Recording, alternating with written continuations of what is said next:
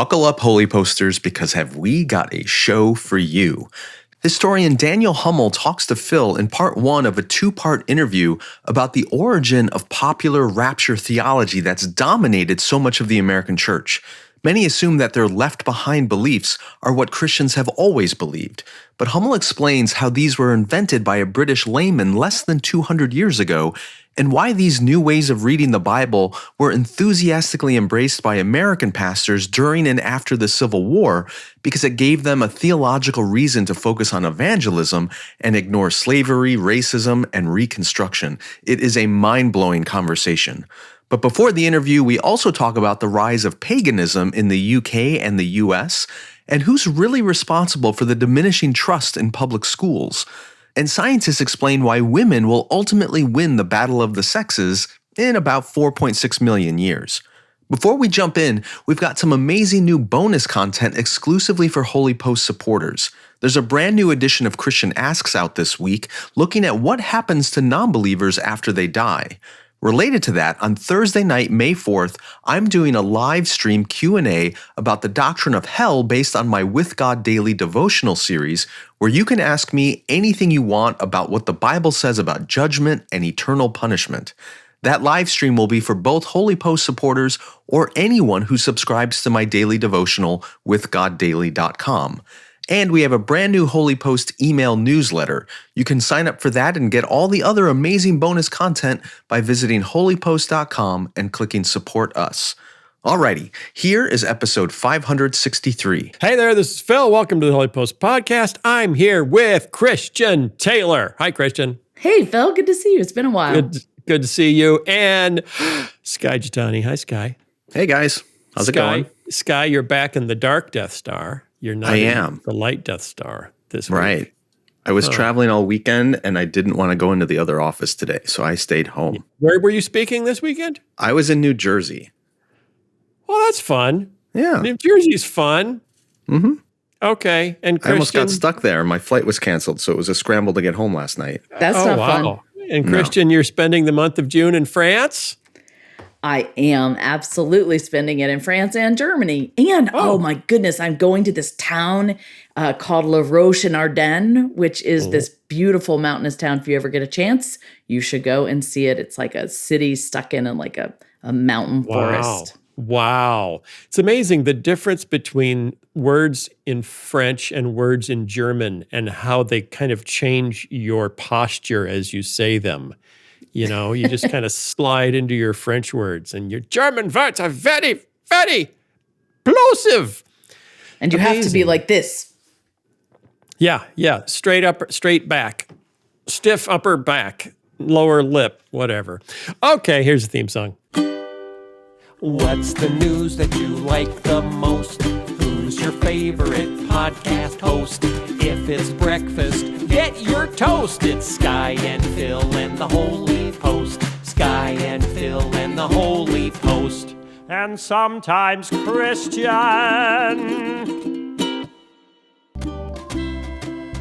This episode of The Holy Post is sponsored by Hiya Health. Hey, do you have kids? Do you care about their health? Of course you do. Most kids' vitamins are basically candy in disguise, filled with 2 teaspoons of sugar, unhealthy chemicals, and other gummy junk kids really shouldn't be eating. That's why Hiya was created, the pediatrician-approved, super-powered, chewable vitamin for kids. 0 sugar, 0 gummy junk, yet they taste great and are perfect for picky eaters. Hiya fills in the most common gaps in modern children's diets to provide the full body nourishment our kids need with a yummy taste they love. And we've worked out a special deal with Hiya for their best-selling children's vitamin. Receive 50% off your first order. To claim this deal, you need to go to hiyahealth.com/holypost. This deal is not available on their regular website. Go to hiyahealth.com/holypost and get your kids the full body nourishment they need to grow into healthy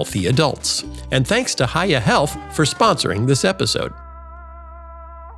Sky, you don't look excited about my linguistic conversation. I didn't know where that was going. I was worried it was going nowhere. The answer is it was going nowhere. Okay. We got, I have some bad news for Sky. maybe, and me. I don't know. It's maybe okay for Christian. I don't know. We may be coming up, this is from the Science Desk, we may be coming towards the end of men. What? Men. I hope not, because I would lose 4/5 of my family. No, they'll keep going. They'll keep going. But scientists are divided over what is happening to the Y chromosome, which appears to be slowly disintegrating over time. Wait a minute.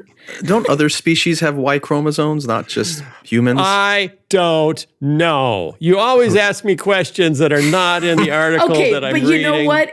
If you're not wanting to answer the tough questions, Phil, you should not bring up the article. I mean, do your research. If I don't, well, then I can't have a podcast. If I have to answer tough questions to have a podcast, I should not have a podcast. The genetic marker, the Y chromosome, largely determines our assigned sex at birth, but it's thought to have slowly disintegrated over the millennia humans have existed. So if you look at a Y and X chromosome, the Y chromosome looks a little shriveled compared to the X chromosome. Researchers are theorizing what will happen to men should the Y chromosome actually disappear. Well, they would be women.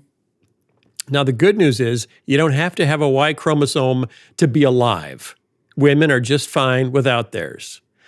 You do need one to be a man. So, hold on a second. Yes. Back up, because I'm trying to recall my high school biology class. Yes. Which is the last time I took a biology class. My understanding is that most or all human chromosomes they kind of form an X. Like the structure looks like an X. Yes, right? They're pairs. Right, they're paired and they look like X's. Except for the Y chromosome, which is not except for the Y, which is like missing a leg, which is why it looks like a Y instead of an X. But it's not like men, you know what? Men don't. We are not missing a leg. I just want to make that clear. We're not missing something because we have a Y chromosome. Anyway, go on. The chromosome is missing a leg. Right, the chromosome is missing a leg, and men have that Y. But men don't have like two X chromosomes and a Y. They have an XY instead of two X's. You are correct. But right? they get the X's from their mother who has two X's. Right. So the X's have stayed healthy. Here's the deal. The Y chromosome usually appears to be slightly shriveled compared to its counterpart. It's led scientists to carry out a study into why this occurred, suggesting that the Y chromosome has degenerated over the estimated 3.5 billion years we've existed. Now, people have not existed for 3.5 billion years, so apparently it's been going on. Do animals have X and Ys? Yeah. Yeah, they do. If this continues, they estimate that the genetic marker has roughly 4.6 million years left before it disappears from our DNA altogether. Oh, well, we have a while then. No, Christian, we only have 4.6 million years. That's not enough time. I won't even pay off my home mortgage and my kids' student loans by then. Okay, well, you have a point. Come on. According to people like Joe Rogan, that deterioration is happening quicker than scientists that's true. think. And a lot of right-wing Christians believe that men are breaking down. Australian researcher Jenny Graves has suggested that the Y will eventually leave our DNA, possibly causing fertility problems for our species in the future. Guess why? Due to a lack of men. That's why. Hard to be fertile when there are no men. Other scientists have a different opinion. Professor Darren Griffin and Peter Ellis from the University of Kent have stated that the end of the Y chromosome will not mean the end of men. They suggest that maybe the gene that triggers maleness will simply move to another chromosome, as it's done in other species, such as the mole vole. So we could all turn into mole voles.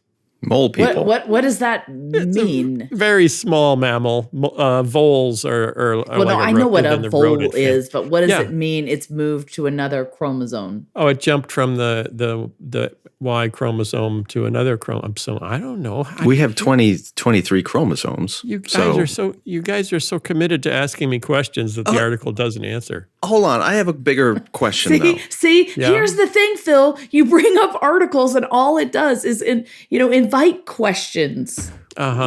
We've been told for the last 150 years, based on evolutionary biology and theory, Yes. that natural selection will automatically select for those individuals who are most likely to pass on their genes, right? So wouldn't, over time, if men have really weak Y chromosomes and have difficulty reproducing, they would be naturally selected out of the gene pool. And the men who have stronger Y chromosomes would get to pass on their genes and therefore preserve. No, Sky, because because the shriveling of the Y chromosomes does not make you less likely to pass on your genes. It doesn't affect your maleness. But they just said it could cause problems for our species, because if there's no men, then men will cease to exist. So that means the survival of the fittest game is won by women.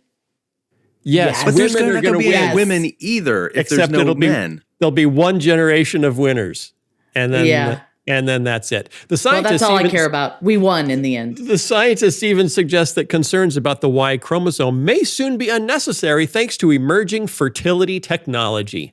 Oh, right. Babies from vending machines. That will solve the problem of no more men. So, So if you're what is this? Here's the question, Sky, from your deep theological insight.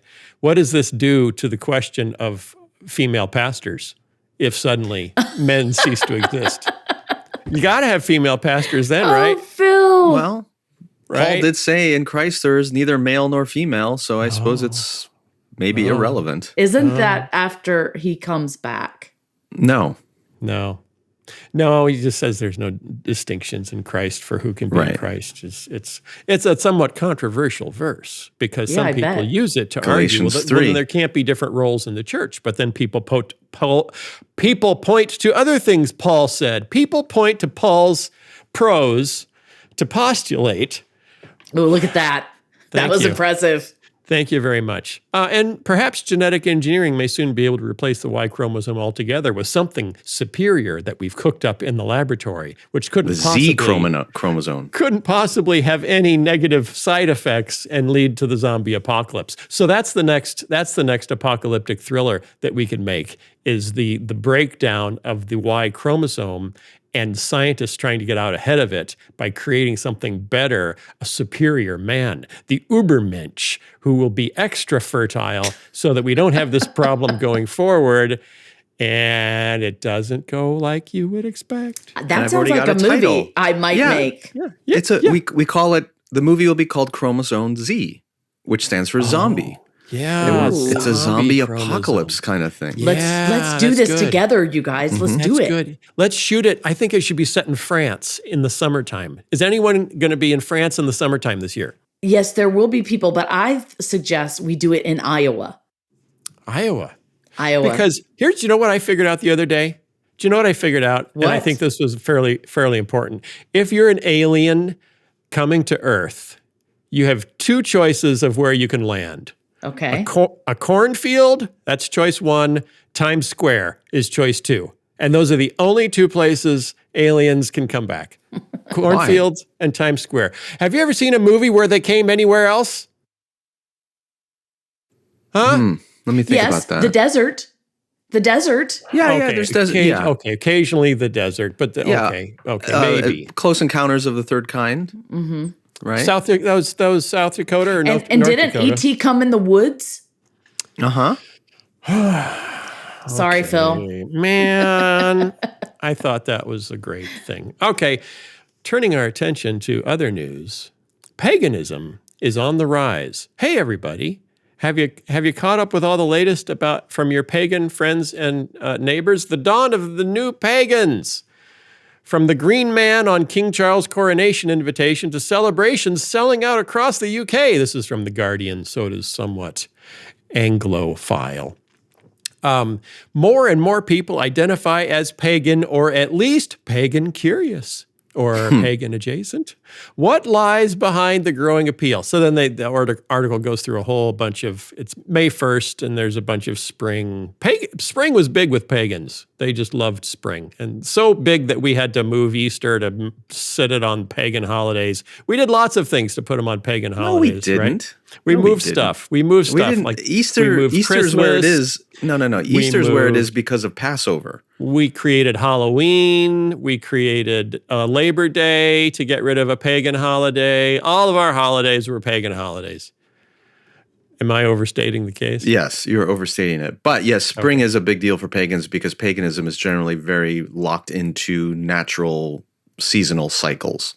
Yeah. So they have fires. They interviewed Adrian Rook, who's a druid from the Order of Bards. What is a druid? And druids. What is a druid? There is an order of bards, ovates, and druids. The what are those? OBOD, which that's a good question. Sky, Google druid, and bard and ovate, and tell us what they are. Anella E. Stafford, a practicing eclectic pagan and the organizer of the Beltane at Thurborough Henge. You say those things so well, but I think you ought to read them all with an English accent. I have a definition. Well, I haven't quoted her yet. Hang on. Agrees. It's a really nice start to the year after a long, cold winter. We all go full pagan. Whee! Yes. Sky. According to Wikipedia, a druid was a member of the high-ranking priestly class in ancient Celtic cultures. Druids were religious leaders as well as legal authorities, adjudicators, lore keepers, medical professionals, and political advisors. They just sound like dwarfs to me. No. They're priests. They're like well, Celtic. I know, priests. But when I hear the word druid, I feel like they're in the category of dwarfs and elves. Dwarfed. Okay. Yeah. No, that's what not about it. an ovate? What's an ovate? How do you spell that? O-V-A-T-E? Isn't that a fertilized egg? That's an ovum. That's an ovum. That's an ovum. O-V-A-T-E. What is it? According to dictionary.com, it's having an oval outline or ovid shape. Why does your bat phone ring every time we record? I don't know. Hold on. It's probably Ronald Reagan again. Who's on it? Okay, I found What's it. a bard? What's a bard? Hold on. There's a website, druidry.org. Druidry.org. Okay. What is an ovate? They have a whole page on it. In ancient times, an ovate was a prophet, seer, healer, and diviner. In modern times, an ovate is one who studies or practices herbalism, healing, and divination within a druidic context, or who has entered the ovate level of training within a druid order. Okay. Oh, a druid order. I just have a question. Yes. Everything you're reading sounds very much like a typical religion. So my question is, what are they worshiping? Different things. It's a collection of things. It's usually but rooted in nature in some way. Yeah. The earth. Usually. So they're really no different than the Egyptians, who also had a religion just like that, where they were worshiping the sun and the moon and fertility. Right. You got to remember, the whole category of what we call pagan was a label given by Christians to pre-Christian religions that were rooted in idolatry and rooted in nature. But there were great divergences and differences in Egyptian forms of it and Celtic forms of it or whatever. So the festival that they have, this festival that they were interviewing people about, says the majority of people who come are pagan, but Wiccans and Christians are also welcome, as well as their four-legged friends. We've had cats, dogs, a bunny, ferrets. Everybody's welcome as long as you keep your clothes on. Which implies they've also had a problem in the past with, why would you need to say that? If you didn't have absolutely, it must have been a Woodstock epidemic at some point. If you're about to enter an establishment and there's a sign out front that says "Please keep your clothes on," shouldn't that give you pause? Yes. Is paganism a loosely defined constellation of faiths based on beliefs predating the main world religions going mainstream? King Charles' coronation invitation features a prominent image of the Green Man, an ancient figure from British folklore symbolic of spring and rebirth, as the royal website puts it, which created a little conflict, a little paganism battle with one of the members of Mumford & Sons, who I guess was offended by that. Who is a Christian, by the way. Several of them. Yeah. Well, it is. Yeah. Have you seen this invitation? You guys looked at that? I have. It's beautiful. No, and I think the Green Man is cool. I didn't get one, Sky. I'm not important enough to get one. I got one, Phil. Came on the internet. What is interesting, though, is from what I can tell, there are no Christian symbols anywhere on this invitation, but there is that very prominent green man. For the head of the church. For the head of the church. Yeah, that's what's interesting is the monarch is the head of the church. And yet. Okay, guys. Okay, guys.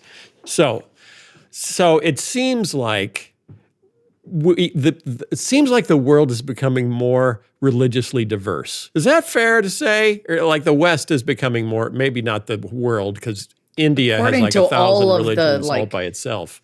All of the charts that you guys and Ryan Burge read us, yes. Yeah.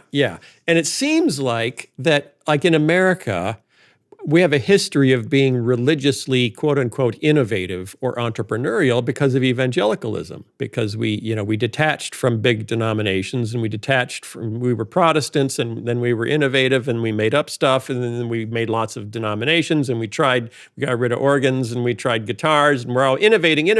Now it seems like that the post-Christian world is not rejecting religion, but innovating even more. And yes, you can bring your ferret to our spring pagan festival as long as he's dressed, not nude. So what do we do as a Christian society, or as Christians within society, when we see lots and lots of religious innovation happening that is not Christian? That seems like it might make you want to declare the country Christian officially, so that you can say you have to stop that.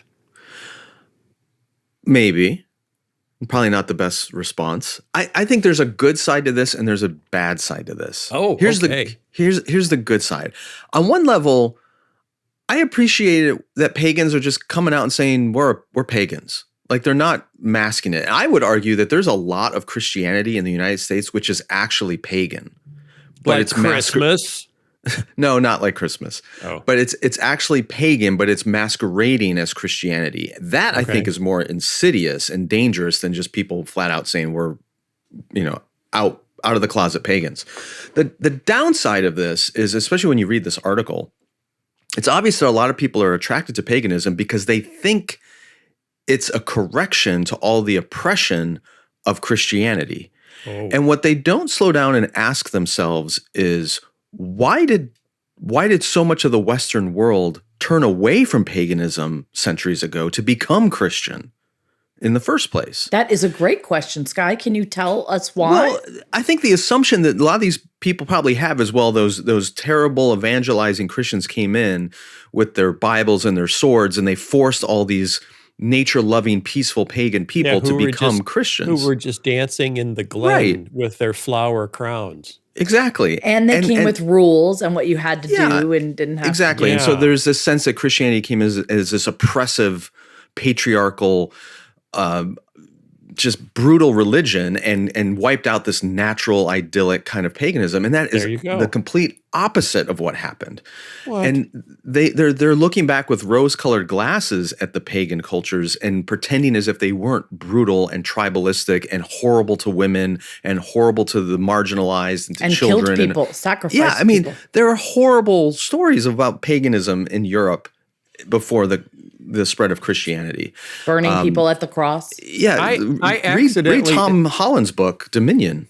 I accidentally ended up on a talk show, when my Why Do We Call It Christmas video came out, and they just threw out a press release, said, "You want to interview the creator of VeggieTales about Christmas?" And some guy who did not like Christianity at all said, "I'll interview him," but didn't tell me that I was walking into a hostile interview. So he starts hitting me about, that's Christmas trees. We should go back to the original meaning, what Druids did with Christmas tree. And I had to point out to him that, well, when St. Patrick tried to change the use of the Thor of oak from a pagan to a Christian symbol in the pine, it was because the pagans were sacrificing slaves to decorate the tree. That's how you decorated the oak of Thor. Sorry, not the Thor of oak. The oak of Thor, you decorated it by taking 9 or 11 slaves and sacrificing them and then hanging them from the branches, and that was your Christmas tree. And St. Patrick, when he went back to England for a while, he'd gotten them to stop doing that. And when he came back, supposedly they were in the middle of sacrificing more slaves to hang him from the oak of Thor. And he stopped them and cut down the oak of Thor. Maybe a legend, I don't know. But that's the general idea, that there were a lot of brutal, slave-related and human sacrifice-related things that Christianity stamped out. But I'm coming back to America in our context and wondering, how do we govern together when we're just, I do understand that complaint that we're losing any common morality or source of morality. We don't have, if it's not the Bible, we don't have one anymore. And so therefore, it's all over. We can't govern together. We must separate. We must we can say North Dakota is going to be for the Wiccans, South Dakota is going to be for the Druids. And Christianity gets the whole Bible Belt. Is that where we're headed, Sky? And how do we live together if not that? Well, I think I understand why people may have concerns about that, but to be fair, from the very beginning, America has always been a pluralistic culture. But not this pluralistic. Well, it's degrees. Baptists fighting with Puritans is a little different than Wiccans fighting with, I don't know.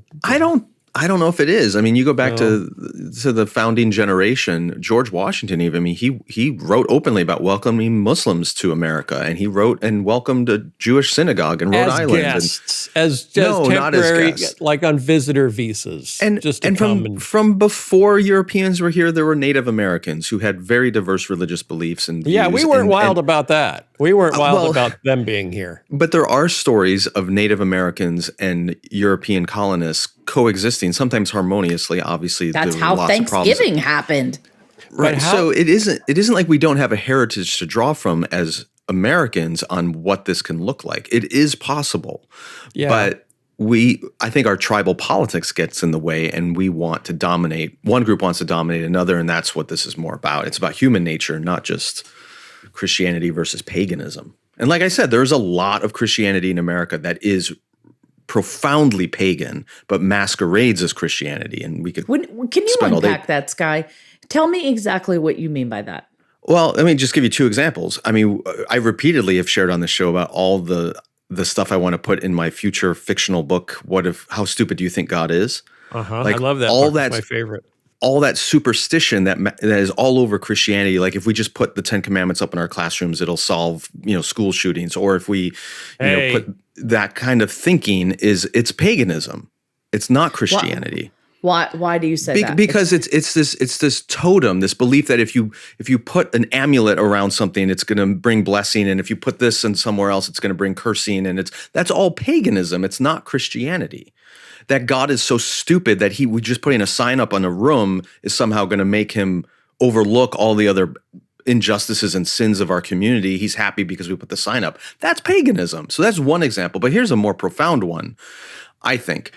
An awful lot, especially of evangelicalism, basically communicates to people that the primary reason you exist and the reason you have been saved by Christ is because he wants to use you to accomplish his mission in the world. That is a pagan idea. That is not Christianity. How is that? Because pagan religions pretty much all insist that humans were created to serve the gods, that the gods were deficient in some way. They needed humans to cultivate fields and crops and cattle to offer sacrifices to feed the gods, or they made humans to build temples where the gods could live. And in the Old Testament, Yahweh comes along and says, I didn't create you to serve me. I don't need you. Psalm 50. I don't need your sacrifices. Mine are the cattle on 1,000 hills. If I were hungry, I wouldn't tell you. Isaiah 66, he says, I don't dwell in any house built by people. The whole universe is my temple, and the earth is but my footstool. So throughout the Old Testament, he just obliterates this pagan idea that he needs us in any way. The message of the Bible is not that God needs us, like the pagan religions. It's that he wants us. And he welcomes us as his children, and we are to represent him in the world, but not in a dependent way that he needs us to. Paganism is always rooted in the belief that God needs me to do something, or the gods need me to do something. And that message permeates a lot of popular Christianity, that you better get on mission for Jesus, or you got to do this, that, or the other, because he needs us to change the world for him. And that's That's paganism masquerading as Christianity. Wow, because that is like all throughout Christianity. Yeah. But there's biblical backing to people's idea of that. Yeah, they emphasize certain texts, and there's no doubt God does use us and he calls us to do things in the world, but this idea of God needing me is where it goes too far. And when we make that the primary calling of the Christian life, first and foremost, God wants to use you, that's paganism. It's showing some deficiency in our vision of God's power to say he needs me or can't accomplish something without us. That's where it goes too far. I just want to know. It's human nature to slip into that way of thinking. I just want to know, if I bring my ferret to church, can he come in the nude? No naked ferrets, Phil.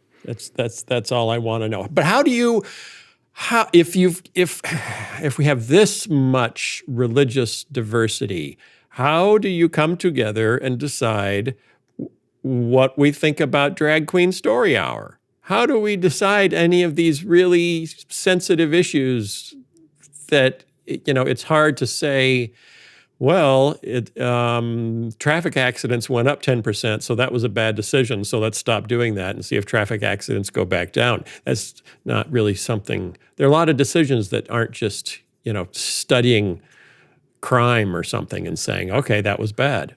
Well, there are a lot of decisions, though, that, that's where the social change is happening so quickly right now. We're not waiting long enough to see what the evidence actually shows. But we are an enlightenment-based, reason-based Western liberal democracy. The Constitution is rooted in Enlightenment ideals that are all about reason and evidence and things like that. So I do think that is a common basis for which we can make decisions, but it's a lot easier to just say, this is what the Bible says, or this is my interpretation of the Bible, and everyone needs to do what I say. Right. And you're seeing that on the extreme left now, too, in certain areas where people are saying there's no room for debate. I mean, have you listened to the witch trials of J.K. Rowling, that podcast series? I mean, you see that. Oh, it's so good. What is it about? It's about the witch trials of J.K. Rowling.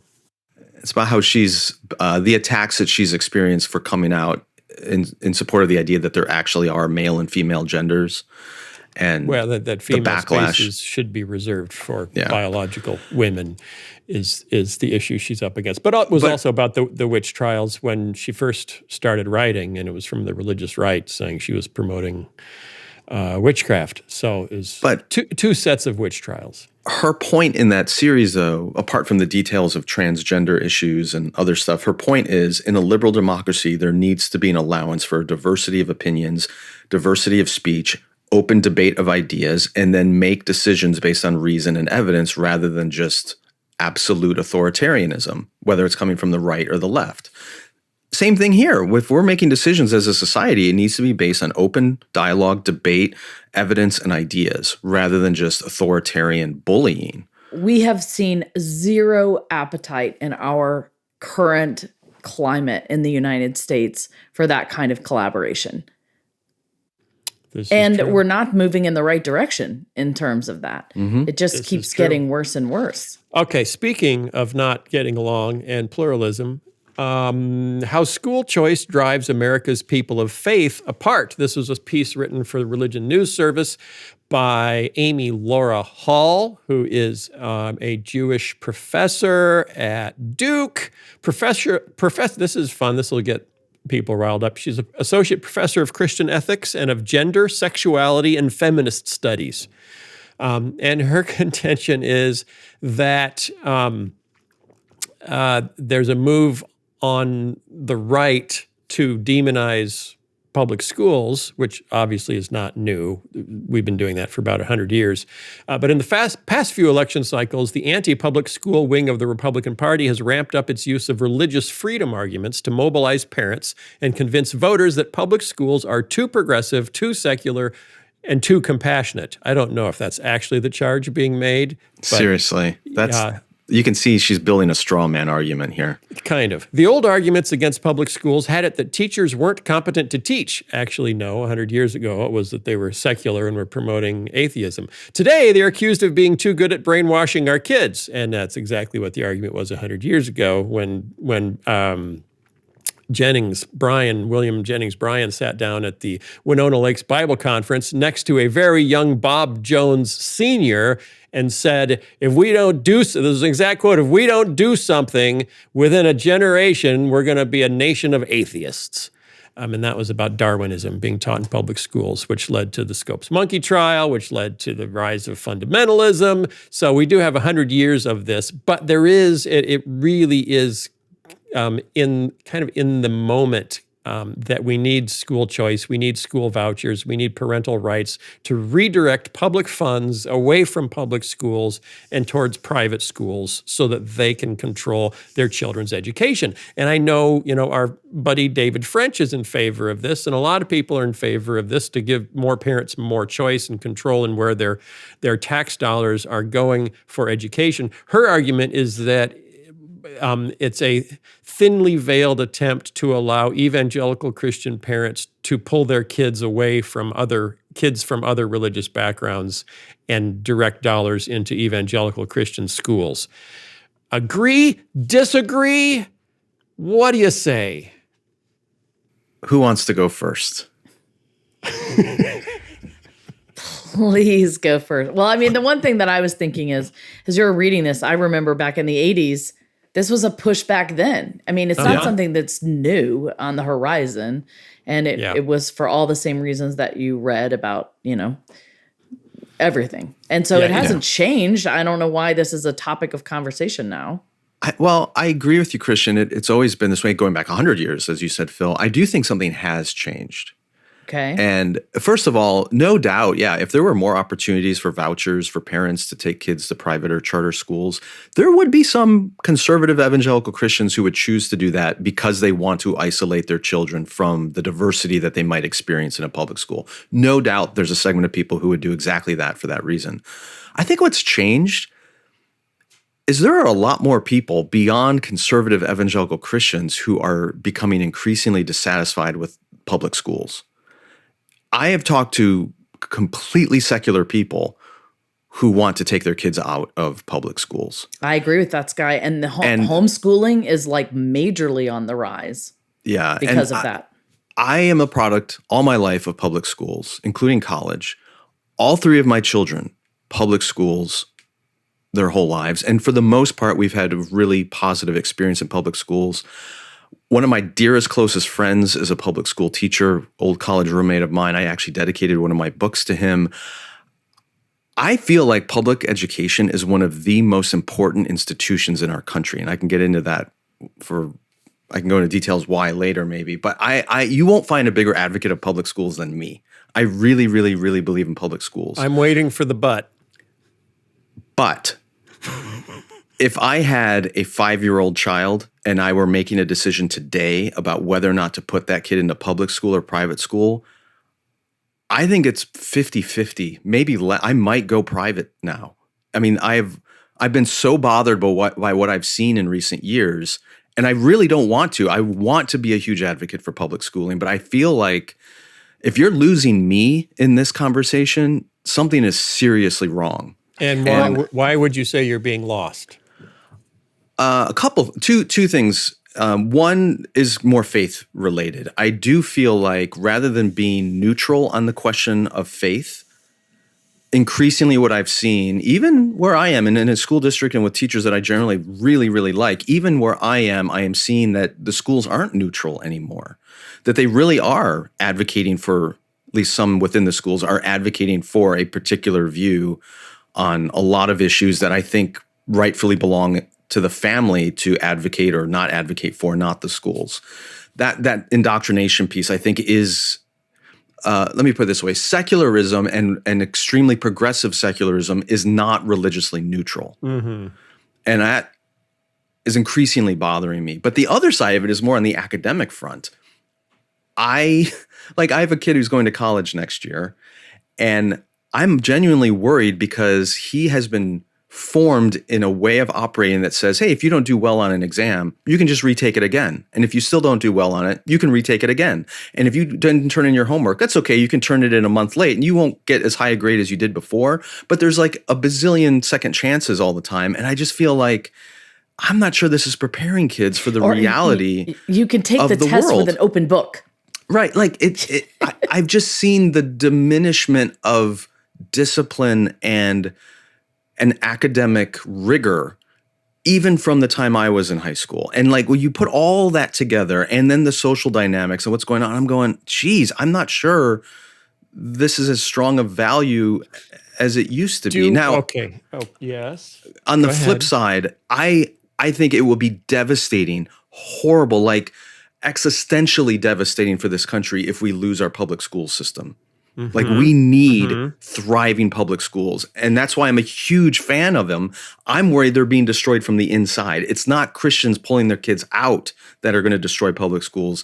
It's the direction that the teachers' unions and some of the education elites in this country are taking our public schools that are going to drive people away, including non-Christians who are ready to pull their kids out. I think they're going to die by suicide, in other words. It's not like some external threat to the public schools that's doing this. It's happening inside.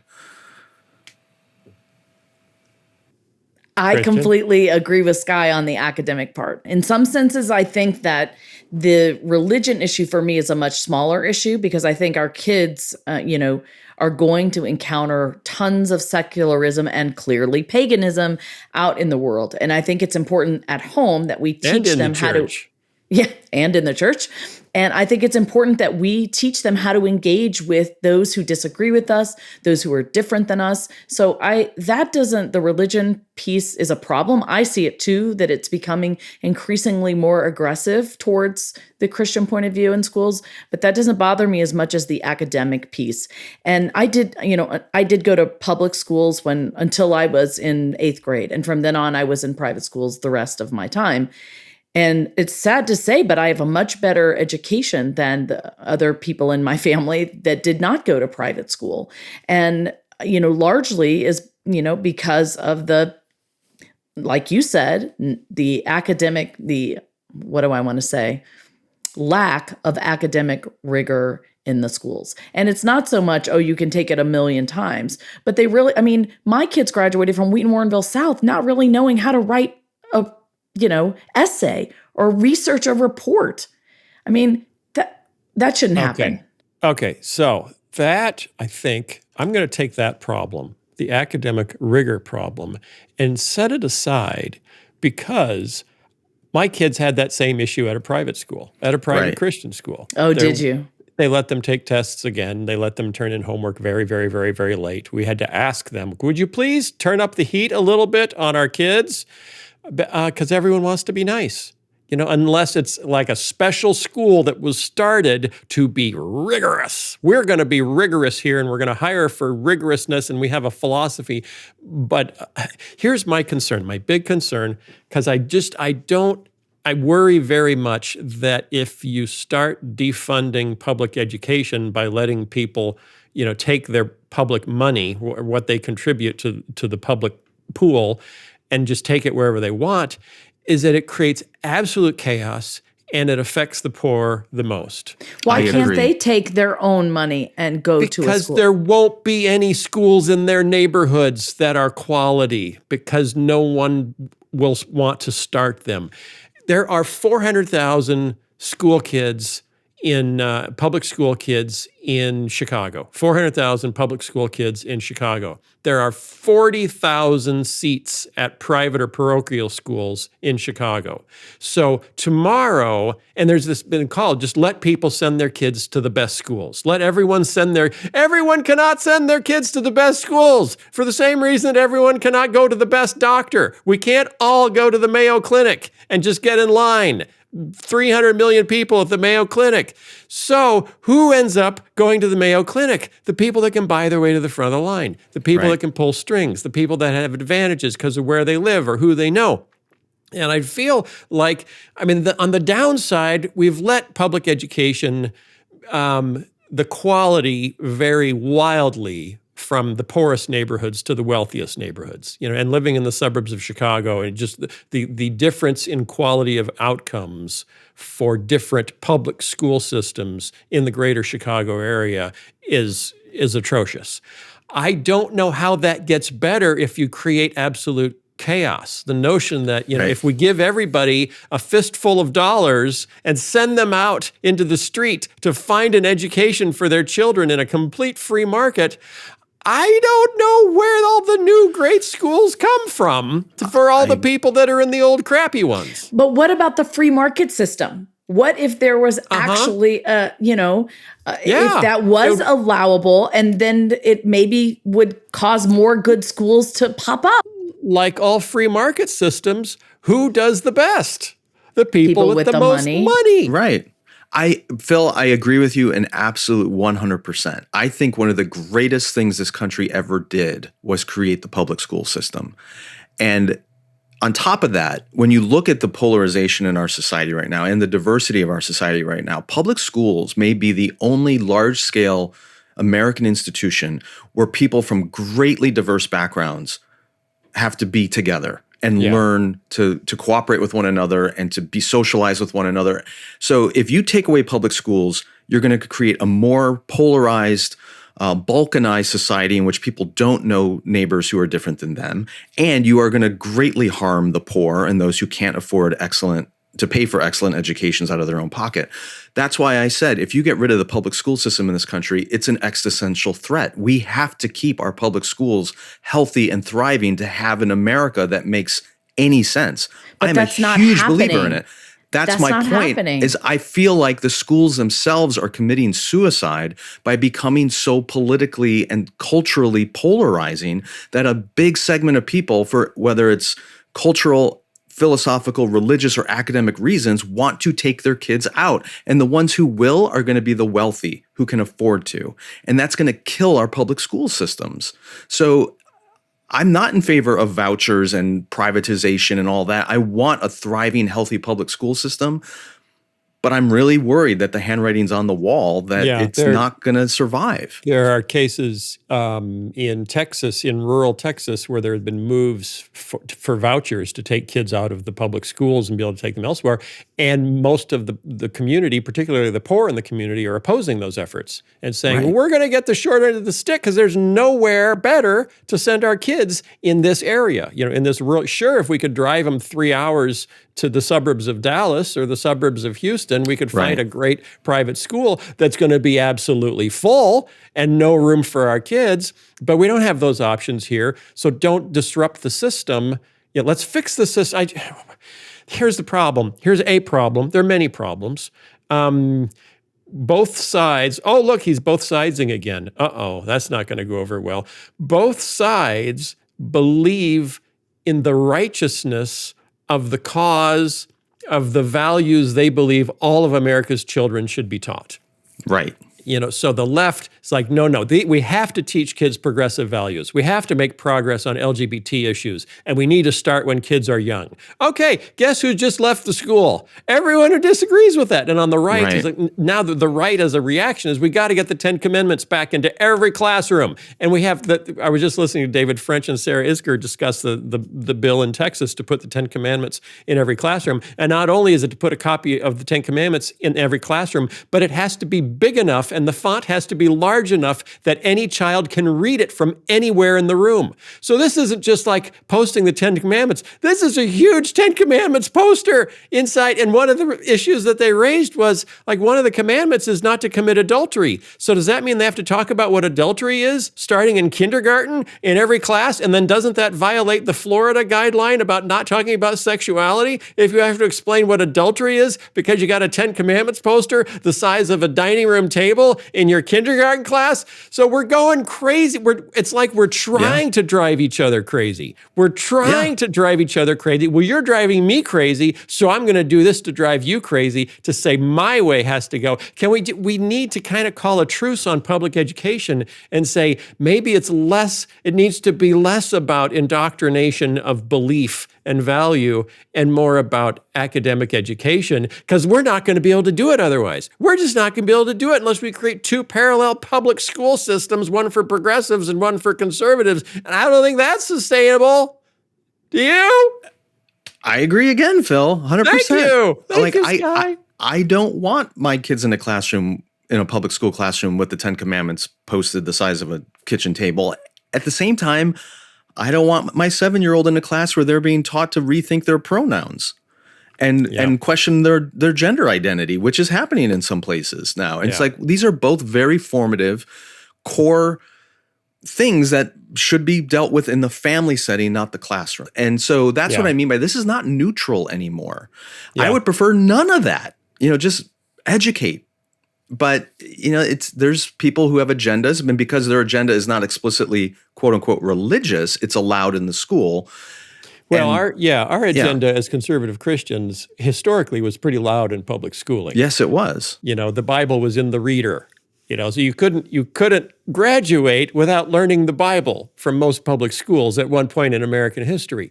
So we have to be willing to say, that probably doesn't work for the kind of country we are now. Maybe it worked then, I don't know. But it probably doesn't work for the kind of country we are now, and I need to be okay with that. Because if I'm going to insist that I want that level of indoctrination in my public schools, it's really hard to look at other citizens and say they cannot insist that what they want to be indoctrinated isn't in public schools. So we do have to kind of I'm not even sure what to say, a little less formation of children in public schooling and just more instruction.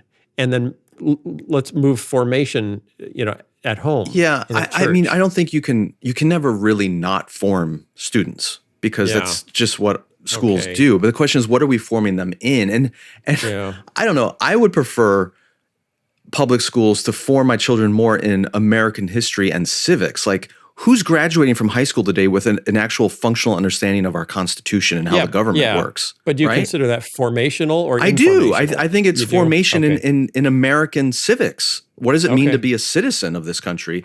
I don't want them formed in gender identity philosophy. Yeah. I don't want my children formed in the Ten Commandments and biblical theology in the public school. And that would be just as wrong. But there are things we can agree on that they should be formed in public school. And I know there's a battle there. I'm not saying I have the solution and all these nuanced and complicated things, obviously with the transgender dynamics and kids' sports these days and bathrooms, and there's battle fronts all over the place here. I'm not trying to say it's a simple solution, but I'm worried the public schools are going to kill themselves because they're taking one side in this argument in a way that's going to drive not just conservative Christians, but a lot of other people are ready to leave because of this stuff as well, the politicization of our public schools. Yeah, and it's not going well. I'm worried, sorry, I bumped my mic. I'm worried that in reaction to that, conservative Christians are going to strangle public education in America, and it's going to hit the poor most of all. You're absolutely right. Christian, last word. I agree with both of you. Absolutely. And I also know that there is no solution. No, there is. There's no. What's Christian, the solution, Phil?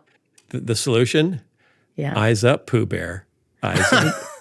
Exactly. That's where I was going, Mr. Phil. That's where I was going. We really have to trust the Lord with our kids. We have to trust them, trust him in our, public square with our politics. And, it can be bleak. We can sit here, listening to this podcast, if I was a listener, I'd be really depressed right now. No, don't be depressed. Men are going extinct. Yeah. And so are public schools while paganism rises, and we're going to be hanging slaves off the oak this of is Thor not an uplifting podcast. It's fantastic. Before we go, I do want to say, our family overall has had a very positive experience in the public schools. Like I said, one of my dearest friends is a public school teacher. There's wonderful people in public school. Like, I'm incredibly grateful for the most part. But I see trends that concern me, which is why I said if I had a young kid right now, I wouldn't be worried about them entering kindergarten or first grade. I'd be worried 15 years from now or 10 years from now when they're, a high school student, what's it going to look like? That's the concern I would have. Yeah. The trajectory concerns me. We have the first of a 2-part series of interviews that I did that are just fascinating. I love them to death. We're going to learn all about premillennial dispensationalism and its history and its impact on America. So you guys, buckle up. This is going to be fun. And we will see you guys next week. Bye. Bye, everybody. This episode of The Holy Post is sponsored by Faithful Counseling. Life is not easy.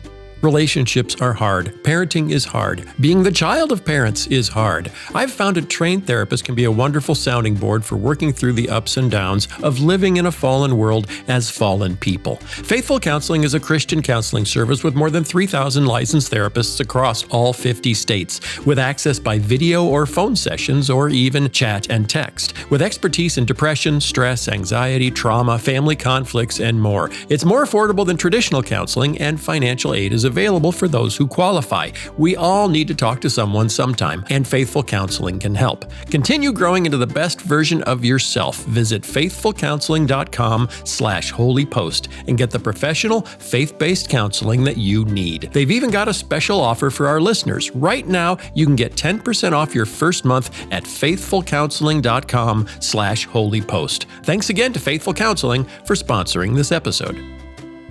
This episode of The Holy Post is brought to you in part by World Relief, the Christian humanitarian organization we trust to tackle some of the world's biggest problems. In the last few years, conflict around the world and natural disasters have left millions of people in desperate situations. Our friends at World Relief, together with their monthly partners, are walking alongside people in vulnerable situations every step of the way. To learn more about World Relief or say yes to joining the PATH community as a monthly partner, visit worldrelief.org/holypost. That's worldrelief.org/holypost. And get this, now through June 30th, when you join the PATH with your monthly gift, your first year of giving will be matched dollar for dollar up to $55,000. So don't miss out. Join the PATH and support World Relief today. So many Christians in America simply assume that Jesus could return at any moment, that believers will be raptured in the twinkling of an eye, that the state of Israel has some special role in the end times, and that therefore the church should just focus on saving souls and stay out of politics and culture. All of those beliefs emerge from a theological system known as premillennial dispensationalism. I know that's a mouthful, and most of you have probably never heard of those terms. But our guest today explains why that theological system has so deeply impacted the American church and all of American society, and how it's not actually a very old way of reading the Bible. In fact, it only emerged about 200 years ago. Daniel Hummel outlines all of this history in his new book, The Rise and Fall of Dispensationalism: How the Evangelical Battle Over the End Times Shaped a Nation. We think that this conversation is so explanatory and important that Phil took his time both reading the book and then having a lengthy conversation with Daniel Hummel about it. It's a two-part interview, and today we're just sharing the first part of it about the origins of this theology and why it found such receptivity in the American church during and after the Civil War. And then next week we'll come back with part 2, which takes it into the 20th century and things that we're more familiar with, like the Left Behind books. Daniel Hummel is a historian of American religion, and he works at Upper House, a Christian study center located on the campus of the University of Wisconsin in Madison. Here is part 1 of his conversation with Phil Vischer. Okay, I'm here with Daniel G. Hummel, who is coming from, are you in Madison currently? I am, yeah. Right on campus at University of Wisconsin-Madison. That's fantastic. Go Badgers. Do you jump up and down? When did you jump up and down? When is that in the games? That's in the football. It's probably, it's in all the big team it's all sports. The sports there?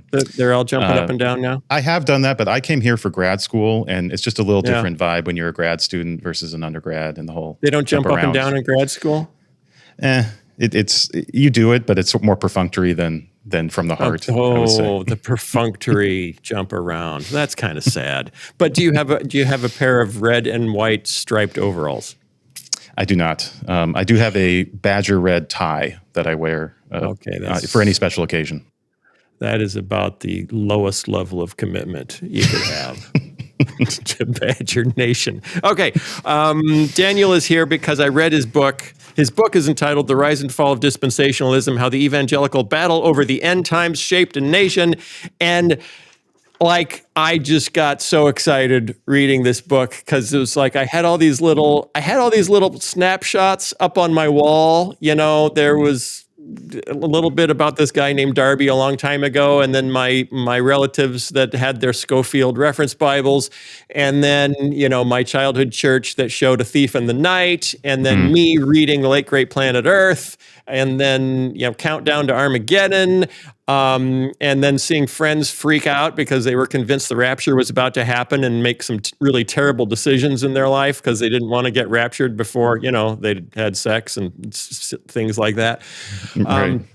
But your book walks through the entire history in a way that I was like, I was connecting all these dots with yarn on the wall and going, holy crap, this is, oh my gosh, it all connects. It all comes together. So I want to talk to you for a while because I could talk about this for hours. It's so fascinating. And I think it explains so much in the world that I grew up in and a lot of our listeners grew up in. But every time we talk about premillennialism or dispensationalism on the podcast, typically there are a few people that write in and say, I'm still not entirely sure what we're talking about.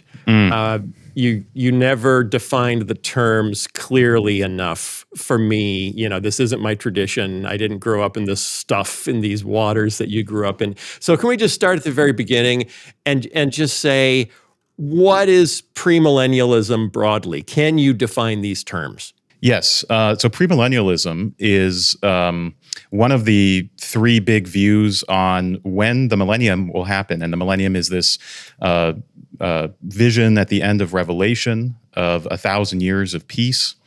And premillennialism simply means that people who hold to that view believe that Christ will come back to establish the millennium. So he will come before the millennium. It's premillennialism. That's contrasted to the two other big views, which are postmillennialism, which is that the church will essentially establish the kingdom and then Christ will come back at the end of it. So Christ comes post-millennium. And then amillennialism or amillennialism, which is that basically we are the millennium. The church is the millennium. It's sort of more symbolic of understanding of that term, and so there will not be some dramatic establishment or Christ coming back at the end of it. So premillennialism is probably the more popular view among certainly among American evangelicals for the last 150 years or so. It's fallen on some rough times in recent years, and we can get into that. But for basically since the Civil War, since the end of the Civil War until the late 20th century, it was the dominant eschatological view for much of the American evangelical church. Okay, and amillennialism has been fairly dominant through most of church history, correct? That's right. So the Catholic Church would be, now these are often Protestant terms, so we're using these sort of in ways that help us understand the rest of the church. But the Catholic Church would be amillennial, Eastern Orthodox Church, amillennial. Post and premillennial are unique to, they're not unique to, but they're most popular in Protestant circles. But yeah, going all the way back, there is a lot of debate about the church fathers, and there are some premillennial church fathers who are looking for sort of a sharp inbreak of a return. But ever since Augustine, really, amillennialism has been the dominant view. Okay, and now if you're amillennial, it's not that you don't believe Jesus is coming back, correct? That's right. This is around this issue of the millennium and this idea of 1,000 years. So amillennialists just don't take that as a literal 1,000 year distinct period, and it's more of a symbolic establishment of the kingdom of God. Right. And one might say, why would this make any difference in how people live their lives? And why would this be important enough to warrant a big fat book on the topic? Can you, in a nutshell, what difference does it make? Yeah, well, there are definitely ways that how you view the end of history might shape your day-to-day life. If you think the world's ending tomorrow, you might decide to do things that you shouldn't do, or you might not invest or have kids. Or I don't think we can separate premillennialism or even Christian views of the end with just general views. Think about climate change and how that shapes how people are thinking about the future. So thinking about the future is a big part of, I think, every humans need to grapple with sort of how to plan for the future. Yeah. One interesting thing is that, premillennialism is part of dispensationalism, but dispensationalism is a much bigger container, and premillennialism is one part of it. So we can get into what dispensationalism is, but that's really where I see a lot of the things that actually where the rubber meets the road. Okay. You start out with there's a guy named John Nelson Darby. John Nelson Darby. He was Irish, correct? Irish. He was British, but he was born in Ireland, and he was an Anglican priest in Ireland. Okay, and there were premillennialists before Darby. You refer to them as old premillennialists or old premillennialism. So what is old premillennialism? And then we'll get into what Darby comes up with that creates something very distinct. Yeah, I think the simplest part of old premillennialism, and there are still old premillennialists out there, but the key thing is that they tried to set dates. I think that's the key part. So they read prophecy in a way where they tried to decode particular symbols in Daniel and Revelation to actually find a date where Jesus would return and everything would change. New premillennialists like Darby, some of them do that, and we'll get into that. There's been a major egg on face moments for dispensationalists. But in the system that Darby was trying to create, the theology, he wanted to get away from date setting and talk about an any moment or imminent rapture that could happen at any moment, and none of us knew when it would actually happen. So it wasn't much use trying to predict it, or go ahead and try anyway. I don't really care. No, he did not want to predict it. He thought that was a bad reading of the scripture. He thought that that basically sacred time had been paused when the Jews rejected Jesus, and it was only up to God to decide when sacred time would resume and the end would come. Oh, so we're on pause. We're a VCR that's on pause. Just spinning its heads. The way that a lot of dispensations talk about it is that we're in a parenthesis moment. So we're a parenthesis to the longer story of God's work with the nation of Israel. Okay, so so old premillennialism was like the Millerites who decided that Jesus was coming back in 1840, so they all sold everything and stood around and had a great disappointment. And the great disappointment then led to the formation of Seventh-day Adventism and some other offshoots of disappointed old millennialists. And then, so Darby starts ministering in the UK around 1830 or so? That's right. And you say he developed 3 new interlocking ideas. What were those 3 big ideas that Darby came up with? Yeah, so Darby was originally an Anglican minister who was ministering to Irish Catholics, trying to convert them to Anglicanism. He got very frustrated with that, and he actually became convinced that the Anglican Church did not actually want Catholics to convert. And this was part of his critique of the British Empire. And so he's a premillennialist, and that's a major part of his theology, but that's not actually the original thing that he was interested in. He was actually interested in trying to separate out church authority and state authority. So it's a core issue that Americans deal with as well. But he basically decided that there are 2 radically different realms. There is the church world, which is heavenly focused and should be focused on saving souls. And then there is the worldly focus, and that is something that the church should never get into, should never touch.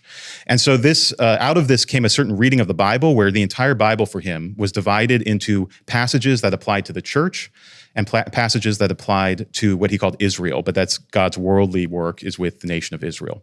So Darby developed, this is the first sort of big term, is a hermeneutic, a way of reading the Bible where suddenly, because of these assumptions you're bringing to the text, you start seeing different things in them. And that developed a reading that comes to this term dispensationalism, where there are multiple stages in history where God's working with either the church or with Israel. And right now, we're in the church age, according to Darby, which means God's working with the church. But the church has a very distinct role, which is to call people out of the world and to get ready for heaven. And God will resume his work with Israel when he raptures the church, pulls them out of the earth, and then he'll just do what the Old Testament prophets said God would do, which is work with the nation of Israel to establish the millennial kingdom. So Darby develops this way of reading And this develops a certain way of thinking about the church, which is very distinct, which becomes sort of this ecclesiology. And then that develops an eschatology, a way of seeing what's happening in the future that is really focused on the Jewish people and what they call the regathering of the Jewish people in their old homeland, and anticipating the rapture, getting the church out of the picture so that God can resume his work with Israel. So Darby establishes these things over about a decade. He starts a movement called the Brethren. The Brethren break up because Darby is a very combative person. And so by the 1840s, we have the exclusive Brethren, which is Darby's sort of own little sect that ends up having a major impact in the U.S. In later decades. But that's really where that sort of 1830s, 1840s is where Darby develops all these ideas that eventually become the bedrock of dispensational theology. Okay, so three interlocking ideas. There's a new theology of the church. There's a new theology of the millennium. Is distinct, that the church doesn't have a role in it, that we're out of there, and it's the Jews who run the millennium? Yes, that's a big part of it. Also, a very particular sequence that has, a rapture, and then the rise of an antichrist, and then a great tribulation, a battle at Armageddon, Tel Megiddo in Israel. These different parts of these are in longer church history, but what Darby does is assemble them in a certain sequence that become, pretty popular among dispensationalists later on. Pretty popular, you'd say? Pretty popular. Even in a multi-million-dollar or multi-million copy fictional series is based on it. Yeah. You're given to understatement. New theology of the church, new theology of the millennium, and then a new dualism between heaven and earth. Right. And it is all kind of interlocking where, okay, if you're in the church, if you're a Christian, you're heavenly minded, not earthly minded. And the focus really is on getting people to heaven. Yes, and it means that you have a certain orientation toward culture and politics as well, that for Darby was basically, don't worry about any of it. Don't focus on any of it. Now, Darby was able to travel through a British Empire system and spread his views. He took a lot of things assumed that later Christians could not. But he really thought anything having to do with what he understood to be politics was playing Israel's role, not the church's role. Israel was God's people to sort of redeem the world, and the church was only to convert people and get them ready for heaven. Okay, so the notion that the church is the new Israel and we've taken over that role as God's people on earth was anathema to Darby. Yes, one of the few sort of traditions in the Christian faith where where he sees the church not assuming the role of Israel.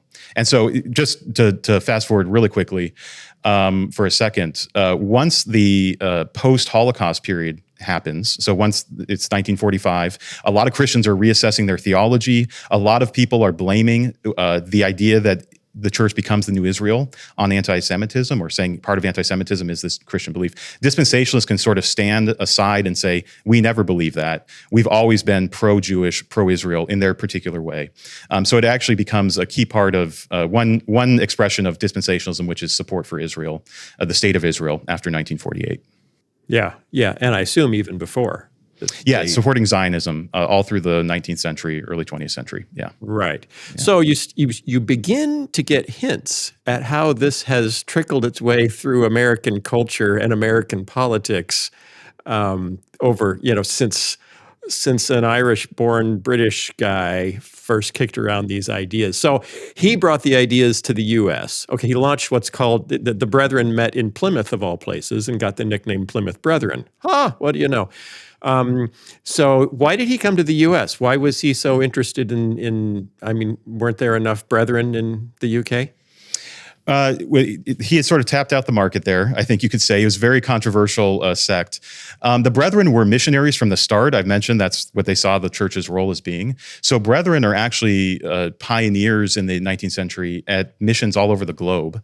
Okay. One of the key places that Darby does identify is North America, in part because he basically thinks most of organized Christianity is apostate because they're so tied up with state power and other things. He sees the U.S. as a particularly promising field, partly because of the disestablishment of religion here. And so there might be more receptivity there. And because he has a lot of popularizers in the Brethren movement that do make inroads in the U.S. before he even arrives. So in the 1850s, 1860s, there are other Brethren that are sort of circulating around. Darby himself was not a very fun person to read. He wrote millions of words. He never edited himself. Very sort of circular writing. And so many people didn't actually encounter his ideas through him, but through some other Brethren who were much better at popularizing his ideas. And so when he does arrive in the 1860s and 1870s, he's already sort of tilled the ground, or his movement has, for reception of his ideas. So he makes 6 or 7 trips to the U.S.? 7 trips, and some of them are like a year long. So he's here for up to over 7 years. He's like the Apostle Paul. He when he comes to town, he sits down for a while. He stays. Phil, he would love to be compared to the Apostle Paul. Yes, he saw himself exactly in that mode. Okay, so he came to the U.S. What's interesting is kind of the historical moment that he arrived in the U.S. So why was it so significant that he arrived in the 1860s and 1870s? What was going on? And this is fascinating, and I had not thought about this at all, that made his message so compelling to pastors in particular states, you point out. Unpack that a little bit. Yeah, so his first trip is in 1863, so in the depths of the Civil War. First time he visits the United States. And so he makes a few trips, ends up being very popular in the border state region, particularly I follow 2 particular people in Missouri and Maryland. And really, if you think about what do you mean by border state? What's a border state? Border state. So states that were in between the North and South, they picked a side, but the populations were deeply divided. So, for example, in Missouri, the pastor I follow, his name is James Brooks. He was in St. Louis, and he actually lost his first pastorate during the Civil War because he refused to pray for Union soldiers. He actually was on the northern side, though he was born in the South. But his congregation was more northern oriented. And when he refused to pray for northern soldiers, he said he doesn't want to pray for either side. Interesting way to sort of sit out the Civil War. But he was kicked out and started a new church that was more neutral to his liking. So the border states are these regions of the country that are right in the middle of the war and have really divided populations. And you can just imagine how, as we talked about Darby's understanding of the church, how this would be particularly appealing to pastors who are looking for a way to not have to pick a side, either because it's really hard to pick a side and there are consequences of that, or because theologically they don't think the role of the church is to sort of weigh in on war. And, I think we can be pretty critical of views like this, but there was a pretty trenchant critique of, even within the North, of the way that Northern churches during the Civil War entirely gave themselves over to war fervor and to militancy and to patriotism. And you could say a very potent Christian nationalism, though that means something else today, but a sense that the Union was on God's side, and that really there was no other side to be on, and that whatever the Union did was ordained by God. So there was a pretty legitimate reaction, I think, to that intense militancy. But for people like James Brooks in St. Louis, he was looking for a theology that would give him justification, not so he just has to say, well, I'm neutral on this, but I have a positive theology that says the church should not weigh in on this. So he's one example. There's a few other big examples. These are the people who are looking around and they see Darby, they see the Brethren theology pretty well developed by this time, and they see it as almost they can pick it up off the shelf and use it to articulate a different view on how the church should comport itself during the war and then during Reconstruction as well. Yeah. Okay. So he walks into the U.S. in the middle of the Civil War, comes back repeatedly right after the Civil War, and is popularized by some very prominent pastors who are trying to avoid the sectarianism of the Civil War, basically. They're looking for a theology that says, hey, can't we all just get along and stop focusing on our differences? And where it gets really interesting in the story is where you get to Dwight Moody. And I grew up, in Chicago around Moody Bible Institute. I dated a Moody girl. My grandmother went to Moody. We had Moody Monthly magazine in my childhood church in Iowa. So I hadn't realized what a role Dwight Moody, who is the most popular and successful evangelist of the late 19th century, and it was kind of the Jonathan Edwards or the Whitefield of, from 1850 to 1900. But it also an innovator in mass communication, that would kind of predict, Billy Graham and others much later on, Billy Sunday, Billy Graham, et cetera, et cetera. I hadn't realized that he had jumped on the premillennial dispensational. So premillennial dispensationalism is the specific brand of premillennialism that was generated by Darby. And Moody was an early proponent. And this was a time in American history up to this point where many of the leading thinkers were postmillennialists. That's right. And it's such a huge, huge change of mind. Because if you were postmillennialist, particularly at the height of the British Empire, you viewed the whole world as being Christianized and, heading just unavoidably toward the millennium. It's just look at progress. So much progress everywhere. We're headed towards the millennium. This is fantastic. Praise God. And then you hit the Civil War in the U.S., and now, the same Christians that were marching arm in arm toward the millennium are now killing each other. The churches are splitting and taking sides. Everything is falling apart. Christian unity is in decay. And then you get a guy like Moody who has the reach that no one else has in the American church, and that point, who picks up this new theology. And I think you would argue, correct me if I'm wrong, he didn't really embrace the whole thing. He wasn't, because even you write that Darby wrote about meeting Moody and said he wasn't very impressed with his grasp of the material. Right. I don't think Darby, or I don't think Moody, thought, he wasn't a theologian, we'll put it that way. He didn't think deeply about these things. But so Moody picks up Darby. He as we've mentioned, he meets Darby. They don't really hit it off. So it's not like Moody had this great meeting and then said, "Oh, I wonder what that guy's written," and reads it. What he's really interested in is sort of the same thing that James Brooks was, which was a theology that gets people to move past the Civil War and Reconstruction. And for Moody, the big cause is missions, is revivals and missions. And so what he sees in dispensationalism, or at least with Darby's teaching, is that this whole vision of the church that is otherworldly is a way to move beyond, to be really blunt, race issues. To move beyond these really sticky issues that are happening after the Civil War around Reconstruction, around racial justice in the South. And Moody basically says, can't we all just get along and focus on global missions? And so in part, the ecclesiology, the view of the church, helps him do that. The other part is the end time, the sort of imminent rapture gives a sort of urgency to the whole thing, that we need to do this before time runs out. So Moody has a famous quote where he says, basically, I see myself as on a sinking ship, which is the world, and I'm just throwing out a life raft to get anyone on that I can.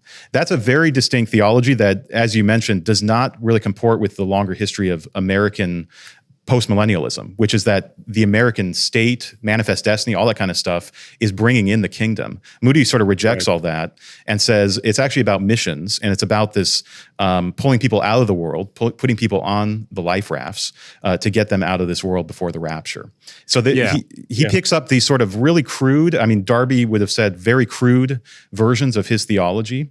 And the other thing that Darby was really into was the separating from the denominations and the organized Christianity. The Brethren are very sort of separatist in that way. And what really, really frustrated Darby all across the United States was that none of these people that started talking about the rapture or missions would actually leave their denominations. The Brethren actually don't believe in clergy. They don't believe that there should be ordained clergy. So Darby was never a clergyman. He was always a layman. But of course, Moody was tied into the Presbyterians and the Congregationalists and the Methodists and the Baptists, and no one was thinking of getting rid of clergy at the time. So he was also very... Moody was not going to call everyone out of their denominations. Not at all, no. That wouldn't have worked for his plans. No, and if you think about missions, missions are often conducted through these denominations in the 19th century.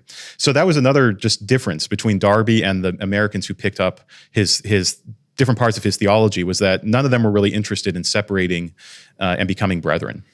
Okay, so do we know if Moody, the idea of an imminent rapture, because that seems like the thing that Moody really picked up and put in his pocket, and wouldn't let go of.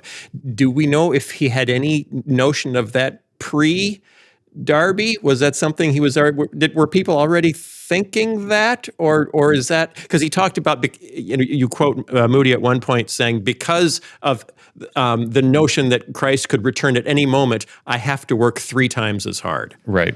Right. So his work ethic literally came from his belief in an imminent rapture. Yeah. Yes. At least in large part. Yeah. I mean, we know that Moody basically converted, you could say, to premillennialism, and then this particular brand of premillennialism in the 1870s. Part of it was his historic visit to Great Britain in the early 1870s, where he was exposed to some of the brethren there, and then back in the U.S. in Chicago when he met Darby and some others. So before that, he never taught directly on sort of end times theology. That wasn't one of his hallmark things, but it was always sort of smuggled in to calls for repentance and conversion. And so there is a definite shift in the 1870s where he moves into a much more obvious premillennial mode of talking about this. So, because what I was putting together, which had never occurred to me before, but that new belief of an imminent rapture coming right after the Civil War, which led to Moody's entire life focus that we have to globalize, we have to evangelize the world. We have to, it's A.B. Simpson praying over the globe and weeping. It's like we have to get the word out to the entire globe as fast as we can, because Jesus could literally come tonight. And because of that, now you can see where he would look at Reconstruction after Civil War and Northern churches and Southern churches not agreeing to even talk to each other, much less get back together. There was initially, after the Civil War, a movement, well, let's put the Baptists back together and let's put the Methodists back together. And they were like, no way. Right. We're still mad at you guys. We don't see eye to eye at all. But it was Moody saying, oh man, how are we going to do global missions if we can't get along? And the only way to get along is to set aside all of everything we've been fighting about, and this is where it just kind of smacks you in the head, which means, hello, African Americans, we're not going to pay any attention to your plight because you are the source of the breakdown of the unity of the American church, and we have to do global missions. So we're going to throw you under the bus in the name of global missions. Is that what happened, Daniel? Because I'm feeling pretty bad about that if that's what happened. That's definitely part of the story. Now, it's not, and there are certain, I think Moody basically made that calculation. And there's a great historian named Ed Bloom who wrote a book about 15 years ago making this argument, not just about Moody, but about a whole generation of evangelicals, white evangelicals after the Civil War. I do think it's a little more complicated in some other aspects. There are, Darby hung out in places like St. Louis. He also hung out in Boston and New York, believe it or not, places that you would never associate now with dispensationalism. But there were movements within the North as well that adopted some of Darby's views, and they were much more abolitionist in orientation. And so there were different leaders in the late 19th, early 20th century who spoke out against Jim Crow, who published Du Bois in their magazines, but they would always stop when resistance from white Christians meant that there would be a breakdown in missions in particular. So they would, and there was often this argument too, which you see again in sort of the Cold War era, which is that how can we credibly spread the gospel to Africans in particular when they look at American society and they see that all black people are second-class citizens? So this was an argument that dispensationalists made as well, but it was always a secondary argument to what is going to maximize the mission effort. And if that means that we need to sort of band together under a generalized evangelical identity that's default white, but we're just not going to talk about race, that's often the choice leaders made. Yeah, what a quote when you're writing about Moody is, Moody was welcomed in the South with thronging crowds. His meetings were segregated. He prayed for the Confederate dead, and he signaled his desire that Christian unity take precedence over racial equality. When Moody died, the person who took over his own pulpit at Moody Church in Chicago was Amzie. Is that how you say his name?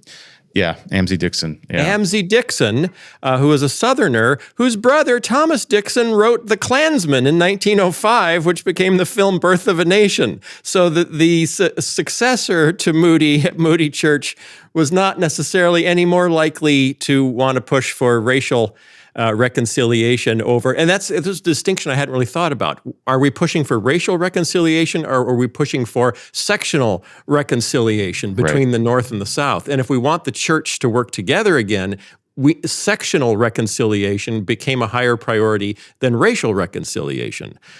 Dixon, who took over Moody Church from Moody, was quoted saying that granting suffrage to freed slaves was the blunder of the age. Right. So, okay, now that's not saying that automatically came with Darby's theology, but when Darby's theology was mixed into the mess that was post-Civil War America, parts of it became easily redeployed to justify focusing on heavenly things. That's right. And not racial reconciliation. Right. Why did it make such a difference that Moody championed some of these beliefs? Why was he so influential? Yeah, well, he was obviously a major public figure and gave these revivals where literally millions of people over his lifetime heard him speak. And so, again, he never talked about dispensationalism explicitly, but he became sort of one of the default purveyors of Christianity in American culture in the late 19th century. So in that sense, he just had a very wide reach, particularly before any of the major mass media that we have in the 20th century. He also was just someone who promoted a lot of very influential people within his movement. So I'm not the first one to come up with the term the Moody movement, but this is really, he's so significant that you really see him as the sun around which a lot of evangelicalism orbits at this time. Billy Graham played a similar role later on. Mm-hmm. And so many of the leaders in the fundamentalist movement later on, in just American Christianity, are somehow associated with Moody at this time. And so once you're in that movement, you're going to the schools, you're attending the same conferences, and you're all sort of breathing the same theological air at that point. Yeah, and it was non-denominational. You know, it wasn't just for Presbyterians or just for Baptists. Did he? I mean, the role he played in between, 1850. When did Moody really start ministering? 1860 or so is when he really becomes big. So like 1860, and then he died in 1899. Oh, yeah. Okay. Yeah. So, but he managed to pull together in that time what would become an ongoing network of churches and speakers and publications, and this whole movement that had more influence in shaping American Christianity, up through at least through World War II. When the Graham movement starts to move and have more influence.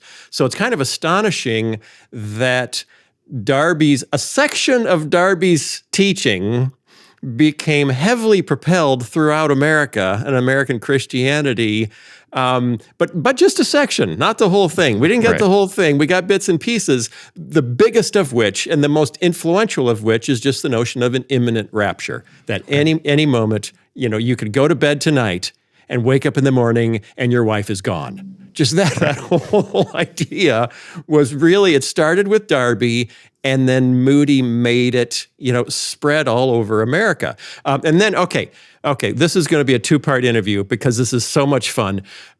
So you've got the Moody movement that's spreading the ideas of imminent rapture and Jesus is coming and could come back at any time and, coming again, like all the hymnody, all the songs that were written that have premillennial dispensationalist themes in them. Soon and very soon, I'm going to see it just goes on. You could sing 100,000 songs that wouldn't exist if Darby hadn't influenced Moody. That's right. Yeah. Stunning. Yeah, a lot of Moody. So this is another part of Moody's movement is the singing and the hymns that were produced in the movement. That became sort of the bedrock of what we call now sort of old time gospel music or old time religion. This was an assumed theology behind it, was an imminent rapture and premillennialism. And so it isn't just sort of a head thing; it's a heart thing. It's an experiential thing that this theology takes on life. Something again that Darby, at this point, if we're talking about the 1880s, 1890s, Darby dies in 1882. He would probably wish this whole thing never happened. He is so disgusted with the way the American church takes his ideas. So this is one thing. I think Jesus had that same thought at one point also. Probably, yeah. Well, okay, so we've compared Darby to both Paul and Jesus. He's really really looking down, smiling. It was me, not you. You don't get blamed for any of that.